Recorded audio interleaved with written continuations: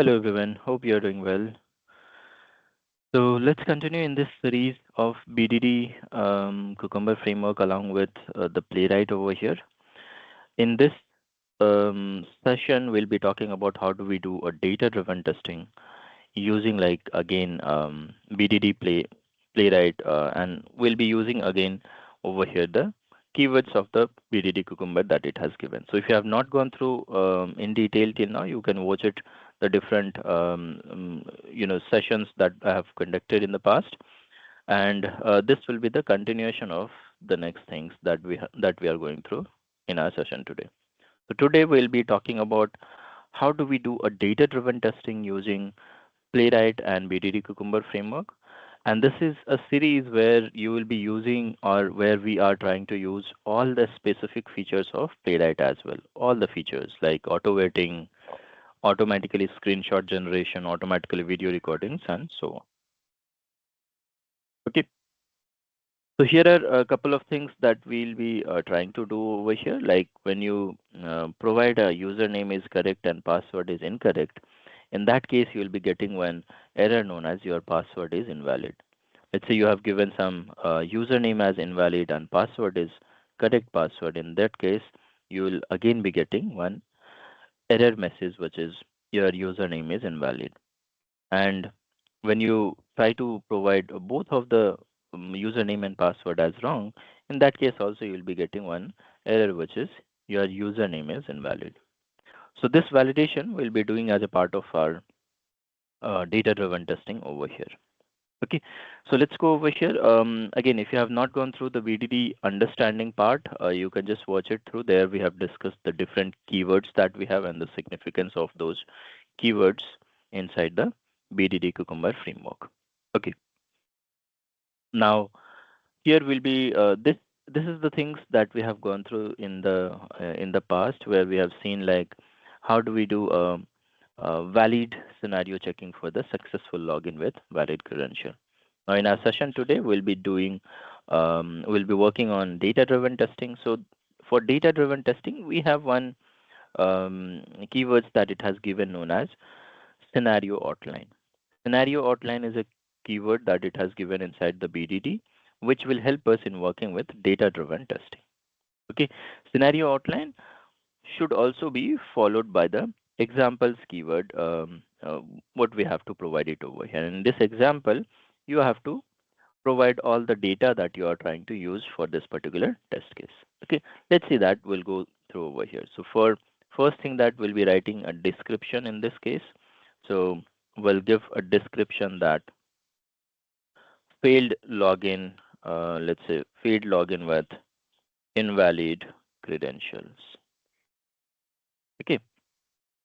Now everything will remain same. However, we have used over here given, when, then kind of things will remain same over here in this case as well. The only difference will be that here we will be getting the error message. So when we say like as soon as we click on login button, we should be able to see the error message over there. Then I should see the page containing, or then I should see the error message, error message, some kind of message that will be getting as soon as we click on the login button, right? So first thing as usual will be like getting the URL over here. This URL again we can take it inside some.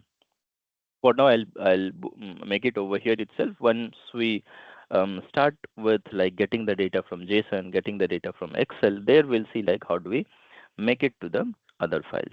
So for now we'll make it over here as well, which is I navigate to this particular application inside the given, and then when I enter username, given is like precondition, when is the action that you are trying to perform, and then it's something that you are expecting after performing certain actions, right? So I navigate to this URL. When you navigate to this URL, it should be launched over here, right? And then I enter username, which in this case, if you see over here, we have worked with a single data. So that data we have provided directly inside the step file, right? Test step over here. Here we are, what we are trying to do is we are trying to get the different data, not only the single data. So here we are trying to get different data, right? So in this case, what we can say is, we can say like I enter username with some username, right? So that username data you will be getting from some other place, right? So this should not be something that this should be directly the student. Here we have to provide it something like username over here inside the angular bracket. Here we have to provide, let's say, whenever you are trying to get the multiple data, like one by one data that you are trying to get every time, then you have to place it inside the angular bracket over here.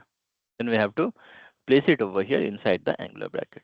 In the same way, we can also make it for this as well, which is inside the angular bracket, you will be getting a password over here. Okay.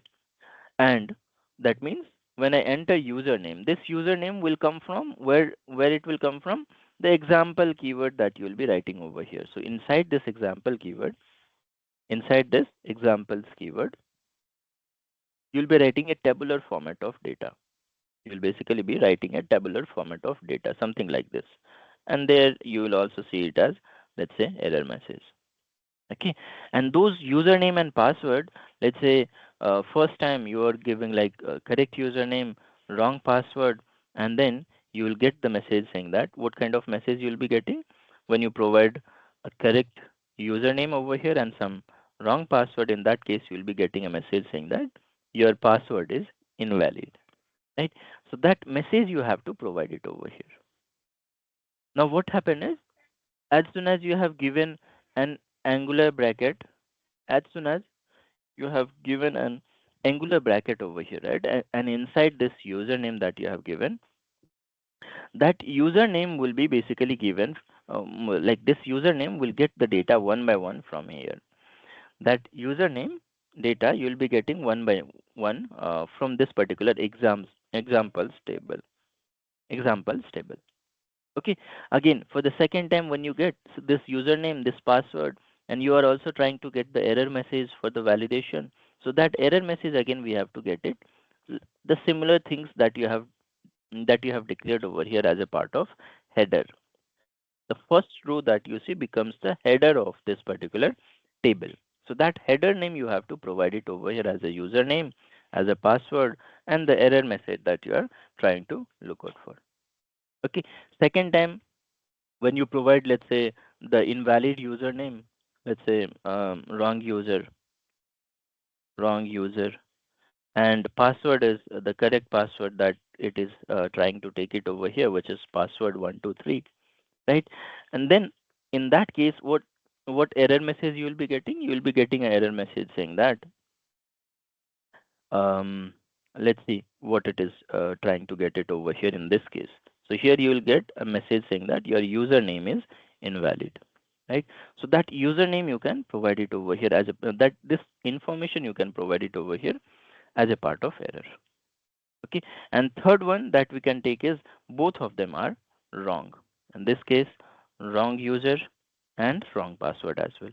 And there also you'll be getting the similar message, which is your username is invalid. Okay. So we have prepared the data inside the examples file.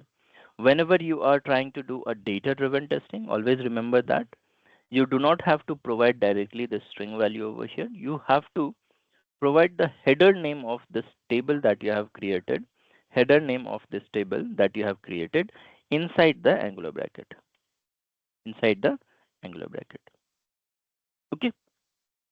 You can again format this in a better way, so that it will look much better in terms of like how do we create a table and so on. So that basically forms basically a tabular value over here, which we'll be utilizing in terms of this particular scenario that we are trying to check. And this will do a data driven testing over here. Okay. Now, now let's talk about how do we write the step definition for this. So again, we already have I navigate to, we already have I enter username, I enter password from the previous step definition. So if you go inside the step definition over here, you'll find out given, You'll also get like the other part of the and that we have written over here inside this. So you can generally write it as given itself. There was earlier and keyword was being supported, but now it is not available inside the BDD. So you can directly go it over here. We also have when I enter a password, when I click on the login button, here we have then I should see the error message. In this case, we have written then I should see the error message. Here it was then I should see the page containing some message. So that we have written it over here, and this is also a part of the error message validation. And inside this, what we are trying to do is we are trying to get the error message. Where did we declare this error message? We have declared it inside the page classes. So this error message we have declared it over here, which if you see inside this one, if you try to write a locator for this, you will get this error message, which is having an ID as a error. So you can write the locator as hash and ID in the form of CSS selector. Okay, hash and ID in the form of CSS selector. So let's refresh it out once. Now this time you will get some message over here, and this basically will be able to identify your locator, which is hash and error. Okay, specific to this particular application, whichever you are working on, for that you will be getting on that kind of application, like locators over there. Okay, so we have feature file generated for the again data driven testing. We also have step definition, everything have been generated, which is I navigate to, I enter username, I enter password, the similar kind of things. I navigate to, I enter username, I password over here, then I click on login button. I should see the page containing some value is for the first one, and second one I should see the error message over here. So that we have in this case I should see the error message.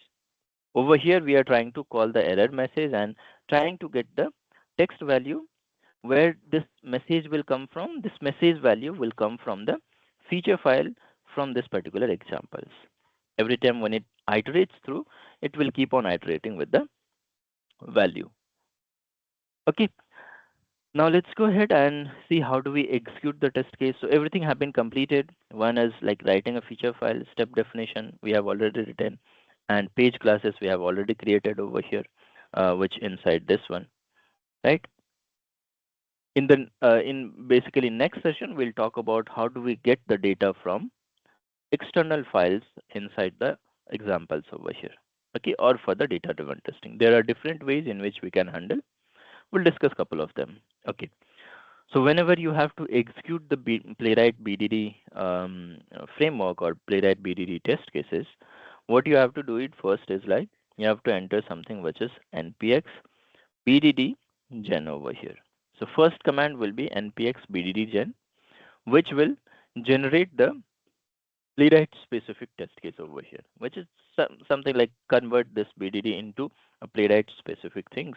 And after that, we can run in the same way, however, we try to execute this. How do you run it? Simple npx Playwright test. So when you say like npx Playwright test, everything will run. Like all the test cases that are available inside your framework will execute one by one in that case, right? So here there will be four different test case will start execution. The first one will be the success one, and after that we have three different data that we have given. So this test case will run for three different times using these three data. Okay, so there will be four different test case will start execution. Let's see one by one what is happening. So it is saying four tests using one worker over here, right? So all the four test case for all the four test case it will start. This was for the successful, and now we'll be getting for like incorrect username and password that we have provided, right? So you can see everything have been passed, all the things have been successful over here, and you can also open the result by using the Playwright specific things itself. How will you open npx Playwright show minus report, and inside this you can see all the values that it has taken over here. Everything have been generated, everything in the same way. Your password is invalid, videos have also been recorded, trace where that you can also see over here have been completed for this particular scenarios and so on. Okay, so this is how we do a data-driven testing using Playwright and BDD Cucumber framework. Okay, so that's about this session. In the next session, we'll see like how do we execute the test case in a data-driven testing. I'll take example of some other website. There we'll see like how do we do a data-driven testing using again some external files. This is very simple example. Even if we take some external files, this will be a very simple example. But I want to go for some complex functionalities to discuss it over here using the data-driven testing. So I'll take it some other website. For this website as well, like I'll provide you like how do we get the data over here from the JSON. So in the next session, we'll be discussing about how do we get the data from external file like JSON over here. Okay. Thanks a lot, everyone, and we'll see you again.